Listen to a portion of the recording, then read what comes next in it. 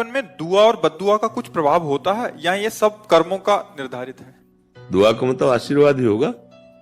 बद्दुआ का मतलब बुरे वचन बोलना, उसको साप समझ लो। शास्त्रीय भाषा में साप या वरदान, तो मुझे लगता है दुआ का मतलब आशीर्वाद और बद्दुआ का मतलब साप जैसे ऋषि जन देते थे, या कोई कटु वचन बोलकर जाओ तुम्हारा बुरा हो, ऐसा।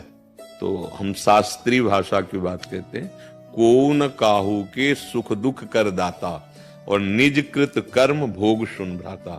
कोई किसी को सुख दुख नहीं देता, अपने कर्म ही अपने को सुख दुख देते हैं। जैसे आप यहां चल करके आए, आज हम संत दर्शन करेंगे, आज संत संग करेंगे, आपका सच्चा कर्म बन रहा है, आप भाव से आ रहे हो, आपका मंगल होगा। अब जो आपका मंगल होगा उसमें हम प्रधान नहीं हुए, उसमें आप प्रधान हुए। आपने सोचा आज सत्संग सुनेंगे, भगवान के मार्ग में चलने की इच्छा से। अब आपने जो वचन पकड़ा और आपका मंगल हुआ, उसमें आपकी प्रधानता है, क्योंकि आपने वचन पकड़ा, आपने वचनों पर श्रद्धा की, आप आए। अब वो अंदर से जैसे लग रहा है कि बाबा के पास गए, हमारा काम बन गया, या बाबा का आशीर्वाद। सत्य बात पूछिए, उसमें आपका प्रधान रोल है।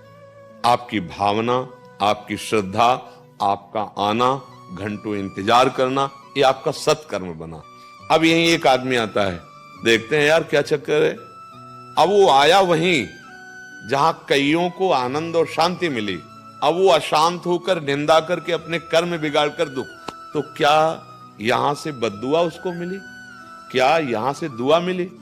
नहीं, उसका विचार, उसकी भावना, उसका कर्म दुआ, और उसका विचार, उसका भावना, उसका कर्म बद्दुआ। उसका कर्म ही उसे वैसे बन गए। नहीं तो भगवान सबके हृदय में आनंद सिंधु विराजमान है। गोस्वामी जी लिखते, सबके हृदय अछत विकारी, पर सकल जीव जग दीन दुखारी। आनंद सिंधु भगवान सबके हृदय में विराजमान, फिर दुख क्यों हो, चिंता क्यों हो, शोक क्यों हो, भय क्यों हो? क्योंकि हम भगवान का भाव ही नहीं मानते। मनमानी आचरण करते हुए ऐसे कर्म कर रहे हैं जो हमें दुख प्रदान करे, चिंता प्रदान करे, शोक प्रदान करे। हाँ, भगवान के आश्रित होकर हम ऐसे कर्म कर रहे हैं जो हमें सुख प्रदान करें, निश्चिंतता प्रदान करें और भगवत आनंद प्रदान करें।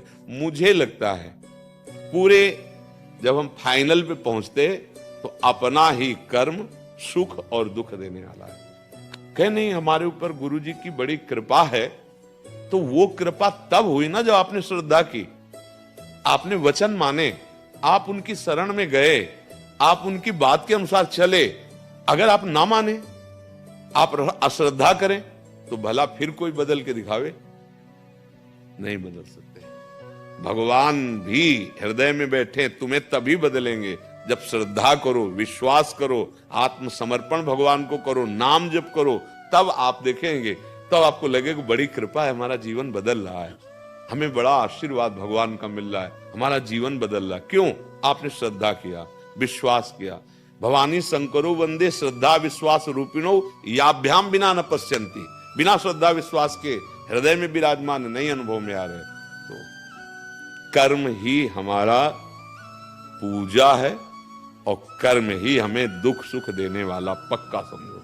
अगर आपके कर्म ठीक हैं तो किसी से आशीर्वाद की जरूरत नहीं, सब कोई आशीर्वाद देगा जब आप भगवान की आज्ञा के अनुसार अच्छे कर्म कर रहे हो, जैसे गीता जी में आदेश है, संत जन जैसा करते। और बुरे कर्म तो अपने आप दुख मोल ले रहे हैं। आपको कोई बद्दुआ दे, हमें कोई बद्दुआ, जा मर जा, मर जाएंगे क्या? हमारे अगर कर्म सही हैं तो किसी भी ग्रह नक्षत्र, किसी भी विनायक, किसी भी शक्ति की ताकत नहीं कि हमें गिरा सके। अगर हमारे कर्म बिगड़ गए तो कोई बना भी नहीं सकता। ये भी बात समझ लो, बात समझनी है। अपने सुख दुख का निर्माण हम स्वयं करते हैं। हां, कर्म बुरा किया, तुम्हें लगा कि अंतर ध्यान हो गया, कोई जाना नहीं, अब वो फल देने आएगा, तब तुम्हें लगेगा कि भगवान दुख दे रहे हैं। कर्म बहुत सुंदर आपका बना और जब सुख देने आया और आप किसी संत के पास गए, भगवत मंदिर में, बोले उसी दिन से काम बनना शुरू हो गया, क्योंकि कर्म लागू हो गया शुभ। अब ये रहस्य ना जानने के कारण कोई निंदा करता है और कोई स्तुति करता है, लेकिन बात उसमें आप हैं मुख्य। आप ना चाहें तो आपका कोई उद्धार नहीं कर सकता, आप ना चाहें तो आपको कोई संसार से हटा नहीं सकता, आप लगे रहें। आपने चाह की, आप उधर चले, आपने प्रयास किया परमार्थ में, तो आप ऊंचाई पे चलने लगे। अब आप उसे कृपा समझो या कर्म समझो। अगर आप उन आज्ञा के अनुसार ना चलो तो कृपा तो सबके ऊपर भगवान की है। कह रहे सब पर मोरी बराबर दाया, सब मम प्रिय सब मम उपजाए। मेरे बच्चे हो, मैं सब पर बराबर प्यार करता हूं, फिर दुख क्यों? एक सुखी है एक दुखी है। बोले कर्म, अगर हम कर्म सही नहीं करेंगे तो किसी का आशीर्वाद नहीं। तो मुझे तो यही लगता है, भगवान आदेश करते हैं कर्मण्येवाधिकारस्ते मां फलेषु कदा। तुम अच्छे कर्म करो, फल की आशा न रखो, क्योंकि योगक्षेमं वहाम्यहम्, मैं स्वयं तुम्हें जो अप्राप्त है वो प्राप्त कराऊंगा, प्राप्ति की रक्षा करूंगा। कर्तव्य कर्म का पालन करो। तो हमें तो ऐसा अभी लगता है कि हमें कोई दुखी सुखी नहीं कर सकता, हमारे विचार हमारे कर्म ही हमें दुखी सुखी करते। यदि हम भजन करें, अच्छे कर्म करें, भगवान का आश्रय ले लें, तो कोई हमें दुख प्रदान नहीं कर सकता।